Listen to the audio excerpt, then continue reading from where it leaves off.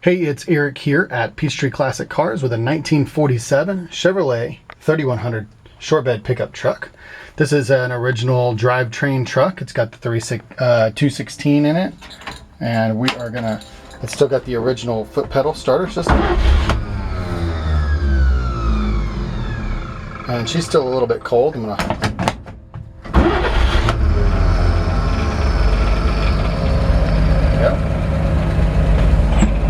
I'll leave that in the video because that's how the old trucks can be sometimes. They don't always start on the very first crank.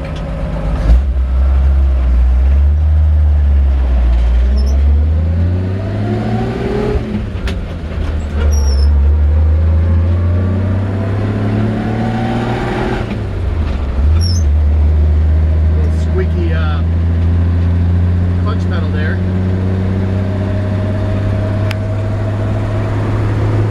Actually drives nice and straight down the road. Got a pretty tight steering box to it, which is unusual. Usually these are pretty sloppy, and this truck's very tight. Got a very tight steering box.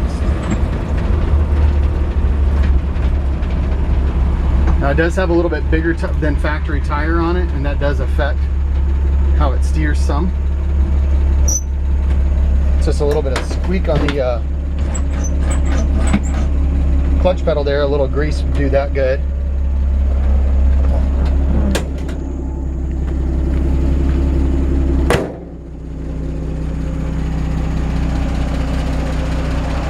Great running engine. I don't know when the last time it was rebuilt. We really didn't want to mess with it. It's beautiful. This is the sound we're looking for in a solid lifter 216. It has been upgraded to 12-volt system.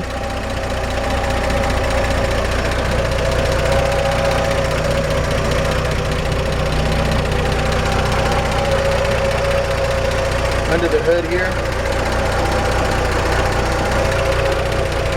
nice rust-free frame rails. And the horn was working. Let's see. Sometimes, yeah, the horn's not working now. I can see that it's got a brand new horn on it. Not exactly sure what this switch is for. Let's see.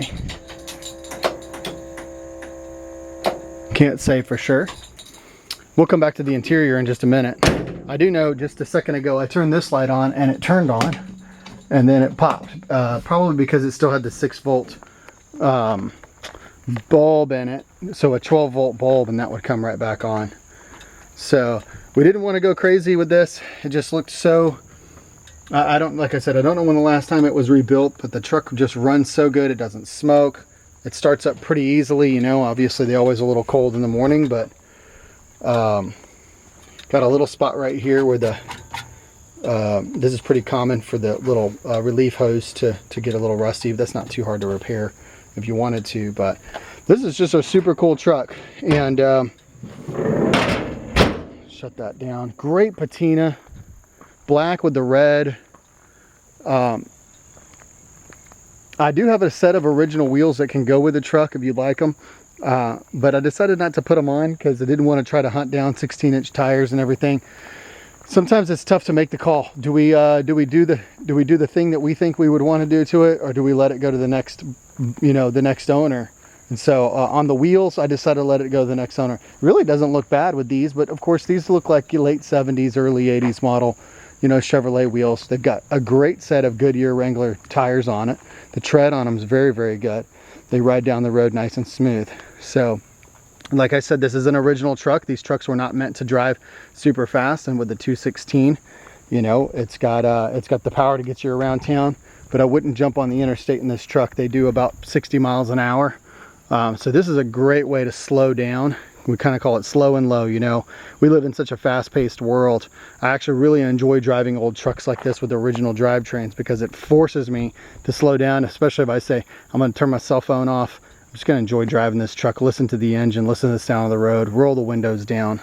So anyways, really cool, consistent patina from bumper to bumper. This truck's not really been restored, but made to look like this patina. Sanded down some. Obviously had some sort of a wash done to it or something that made it drip like this. It's got a clear coat on it, like a semi semi-gloss clear coat, and it looks really cool. The glass is in good shape. Both of the windshield glasses are in great shape. I'll double check and see. I can't remember if the wipers work, but we'll check that in a minute. Glass all the way around. Of course, this is a 5-window truck, very desirable. And as I walk around the truck, nothing's really jumping out to me as being any major, issues with the truck. This cab corner's got a little dent there. That's not unusual. That's just one little spot of rust right there. It looks like right there's a little spot, but nothing to me that jumps out as something that I personally would fix. I think this truck is cool the way it is. Now it's got a new wood bed slats here, and these are easily removable if you don't want those. It's got a new wood bed in the back. It's a charred piece. Actually, it's actually plywood with the strips over it, but it's been charred with a torch and then clear coated. Fuel tank has been moved to the back. That's one thing, and I actually do like. I'm 6'2", and I like to have that extra room in the cab, so it wouldn't be hard to move the seat back if you wanted to. Right now, it's sitting in factory position on the interior, but it'd be very easy to unbolt the seat and move it back. Give yourself a lot more leg room with that fuel tank being relocated to the rear. Little spot here as well. Spot in the back of the cab corner on the driver's side, looking down the. A couple spots where I can tell there's a little bit of Bondo in there. I mean, for a truck this age, there's a little spot right there at the bottom of the fender. But like I said, to me, this is a truck that I wouldn't mess with body-wise. I like the way it looks. I might think about lowering it and putting some white wall tires on it with the original wheels or something like that, just to kind of, I think what the guys like to say, they murder it out, is what they call it, or just, make it look old school. So. And you wouldn't have any problem recouping some money out of these wheels and tires for from a Jeep owner or something like that. These look practically brand new tires. The interior's in good shape overall. It's got new door panels, new kick panels, and a new headliner that have all matched red, just to tie into the outside. Pretty much unmolested original dash.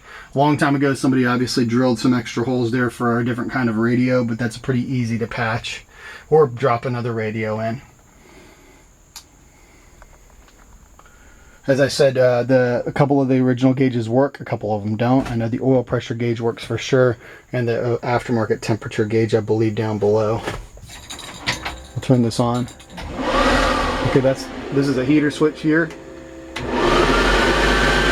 It works, and it's blowing hot now that it's starting to warm up. Seat cover is old, but still it retains no rips or tears. So it actually, if you really want it to look better, you could pull it off, take the hog rings off, restuff it, and put this right back on, not have to invest in a new, well, I said no rips or tears, I just caught one on the other side. Don't see any on the driver's side, but if I look over there, I see one on the passenger side. Original old school style rubber floor mat, which I really like. These are really cool. I think I mentioned earlier, a new 12-volt bulb and the dome light will definitely work. I just turned it on and I flipped it on. It lit up for just a second and blew, just because that was the one bulb that didn't get replaced during the resto. A few spots of rust here. This is pretty common on the step-ups. Wouldn't be surprised if it looked that way on the other side as well, but actually I'm glancing over there, it doesn't look as bad. Original cab corners, a little bit of crusties inside here, a couple of small rust holes. Maybe a little bit medium right there, you can see in the corner. Original floor pan. Now you see some of this right here that looks kind of crusty is actually just the original undercoating peeling off, and it's not actually rust. Holes. Obviously surface rust under here. Cab mounts look like they're old and crusty, but they still look like they're good. And this truck has not, been put up on a It's not been put up on a rack and blasted or anything, or undercoated, so there's nothing being hidden underneath here. Try and show you the inside of these Fender Wells if I can, a little bit. We do everything we can, I really do try everything I can. That's a new gas tank in the back, by the way. Just to try to be honest, but we're, likely gonna miss some things. I'm not eagle-eyeing it, and I'm taking into consideration the price and the value of this truck when I do this inspection. That obviously You know, this isn't a $35,000 to $50,000 truck, you know, video inspection where we're going nuts on it. You can see the bottom of this. But I really do try. Oh, this side, by the way, actually rust free. I was wrong. The other side has got some rust in it, but this side's solid. Step up all the way down. Anyways, just trying to say that, you know, trying to be as honest as I can. I may miss something. That's your spot of rust there on the cross member going all the way across. That's pretty common actually, and both sides still appear to be solid. That would be a pretty easy repair if you wanted to fix it. If this was my truck in this kind of condition, I was going to leave it alone. I probably wouldn't mess with that. Personally, the old truck runs and drives good, and like I said earlier, it's nice to drive something original and slow down a little. But that being said, this would be a great truck for an engine swap candidate too, because I think it's got a great look. And I've got a couple of buddies, and they, you know, if you're handy like a couple of my friends are, I'm not the guy, but I got a couple of guys that, you know, they can throw a V8, an automatic, you know, get a donor vehicle out of the junkyard and upgrade this truck to running and driving with a newer drivetrain. I think this would be a great candidate of a truck to do that with, because aesthetically, walking up to this truck, it just looks so cool. Give us a call, peachtreeclassiccars.com.